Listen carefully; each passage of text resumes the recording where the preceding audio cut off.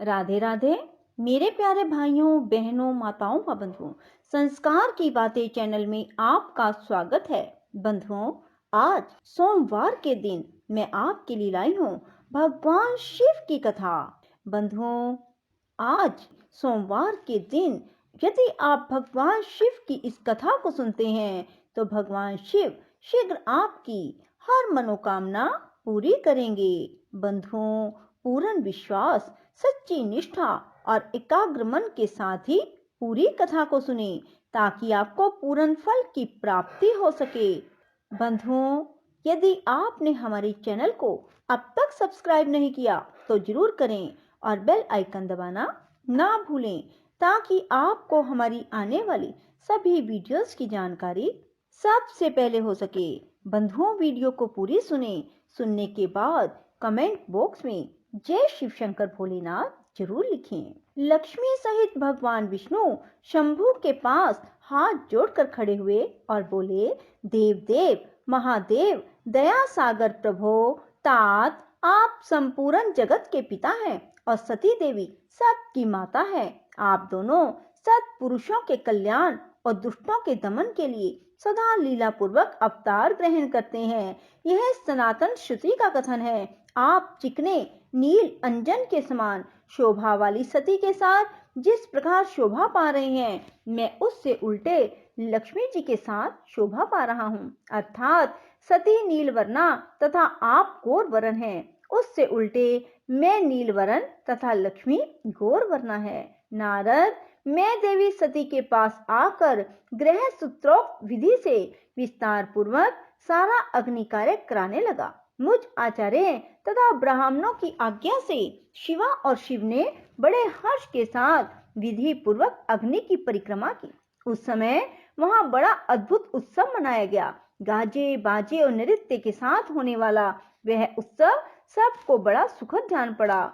इसके बाद भगवान विष्णु बोले, सदाशिव, मैं आपकी आज्ञा से यहाँ शिव तत्व का वर्णन करता हूँ। समस्त देवता दूसरे दूसरे मुनि अपने मन को एकाग्र करके इस विषय को सुने। भगवान, आप प्रधान और अप्रधान हैं, आपके अनेक भाग हैं, फिर भी आप भाग रहित हैं। ज्योतिर्मय स्वरूप वाले आप परमेश्वर के ही हम तीनों देवता अंश हैं। आप कौन, मैं कौन और ब्रह्मा कौन है? आप परमात्मा के ही ये तीन अंश हैं जो सृष्टि, पालन और संहार करने के कारण एक दूसरे से भिन्न प्रतीत होते हैं। आप अपने स्वरूप का चिंतन कीजिए।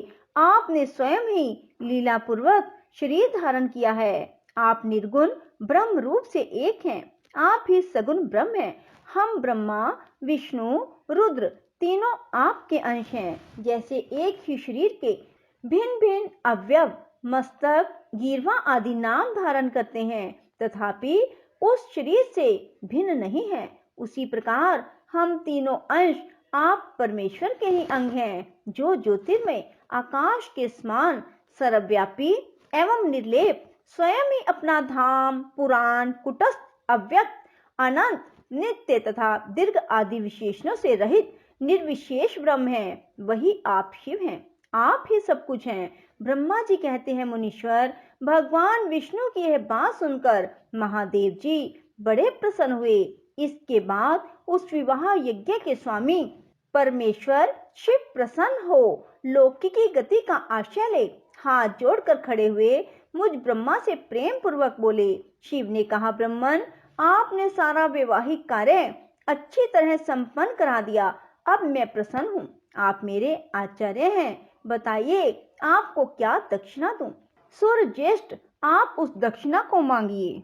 महाभाग, यदि वह अत्यंत दुर्लभ हो तो भी उसे शीघ्र कहिए। मुझे आपके लिए कुछ भी अदेय नहीं है। मुने, भगवान शंकर का यह वचन सुनकर मैं हाथ जोड़ विनीत चित्त से उन्हें बारंबार प्रणाम करके बोला, देवेश, यदि आप प्रसन्न हो और महेश्वर, यदि मैं वर पाने के योग्य हूँ तो प्रसन्नता पूर्वक जो बात कहता हूँ उसे आप पूर्ण कीजिए। महादेव, आप इसी रूप में इसी वेदी पर सदा विराजमान रहें जिससे आपके दर्शन से मनुष्यों के पाप धुल जाए। चंद्रशेखर, आपका सानिध्य होने से मैं इस वेदी के समीप आश्रम बनाकर तपस्या करूं, यह मेरी अभिलाषा है। चैत्र के शुक्ल पक्ष की त्रयोदशी को पूर्व फागुनी नक्षत्र में रविवार के दिन इस भूतल पर जो मनुष्य भक्ति भाव से आपका दर्शन करे, उसके सारे पाप नष्ट हो जाएंगे, विपुल पुण्य की वृद्धि हो और समस्त रोगों का सर्वथा नाश हो। जो नारी दुर्भगा, बंध्या, कानी अथवा रूपहीना हो, वह भी आपके दर्शन मात्र से अवश्य निर्दोष हो जाए।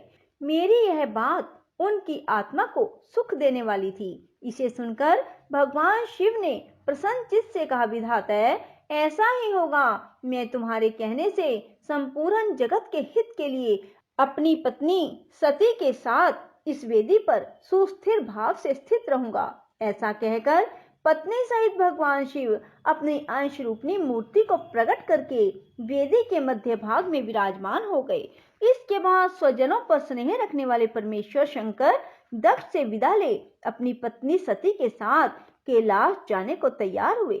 उस समय उत्तम बुद्धि वाले दक्ष ने विनय से मस्तक झुका हाथ जोड़ भगवान विषध्वज की प्रेम पूर्वक स्तुति की।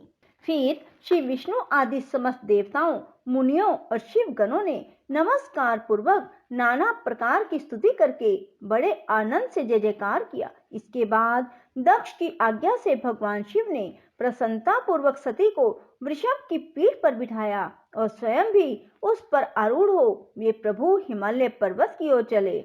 भगवान शंकर के समीप वृषभ पर बैठी हुई सुंदर दांत और मनोहर हास वाली सती अपने नील श्याम वर्ण के कारण चंद्रमा में नीली रेखा के समान शोभा पा रही थी। उस समय उन नव दंपति की शोभा देख श्री विष्णु आदि समस्त देवता, मरीचि आदि महर्षि, दूसरे लोग ठगे से रह गए, हिल डुल भी ना सके और दक्ष भी मोहित हो गए। इसके बाद कोई बाजे बजाने लगे, दूसरे लोग मधुर स्वर से गीत गाने लगे। कितने ही लोग प्रसन्नता पूर्वक शिव के कल्याण में उज्जवल यश का गान करते हुए उनके पीछे पीछे चले। भगवान शंकर ने बीच रास्ते से दक्ष को प्रसन्नता पूर्वक लौटा दिया और स्वयं प्रेमाकुल हो प्रमथ गणों के साथ अपने धाम को जा पहुंचे। यद्यपि भगवान शिव ने विष्णु आदि देवताओं को भी विदा कर दिया, तो भी वे बड़ी प्रसन्नता और भक्ति के साथ पुनः उनके साथ हो लिए। उन सब देवताओं, प्रमथ गणों और अपनी पत्नी सती के साथ हर्ष भरे शंभु हिमालय पर्वत से सुशोभित अपने कैलाश धाम में जा पहुंचे। वहां जाकर उन्होंने देवताओं, मुनियों, दूसरे लोगों का बहुत आदर सम्मान करके प्रसन्नता पूर्वक उन्हें विदा किया। शंभु की आज्ञा ले वे विष्णु आदि सब देवता तथा मुनि नमस्कार और स्तुति करके मुख पर प्रसन्नता की छाप लिए अपने अपने धाम को चले गए। सदाशिव चिंतन करने वाले भगवान शिव भी अत्यंत आनंदित हो हिमालय के शिखर पर रहकर अपनी पत्नी दक्ष कन्या सती के साथ विहार करने लगे। सूत जी कहते हैं, मुनियों, पूर्व काल में शंभु मनवंतर में भगवान शंकर और सती का जिस प्रकार विवाह हुआ वह सारा प्रसंग मैंने तुम्हें सुनाया। जो विवाह काल में यज्ञ में किसी भी शुभ कार्य के आरंभ में भगवान शंकर की पूजा करके शांत चित्त से इस कथा को सुनता है, उसका सारा कर्म वैवाहिक आयोजन बिना किसी विघ्न बाधा के पूर्ण होता है और दूसरे शुभ कर्म भी सदा निर्विघ्न पूर्ण होते हैं। इस शुभ उपाख्यान को प्रेम पूर्वक सुनकर विवाहित होने वाली कन्या भी सुख, सौभाग्य, सुशीलता और सदाचार आदि सद्गुणों से संपन्न साध्वी स्त्री और पुत्रवती होती है। बोलो शिव शंकर भोलेनाथ की जय हो। राधे राधे, जय श्री कृष्णा। बंधुओं, यदि आपको हमारी वीडियो पसंद आए तो इसे लाइक करें और शेयर भी जरूर करें। धन्यवाद।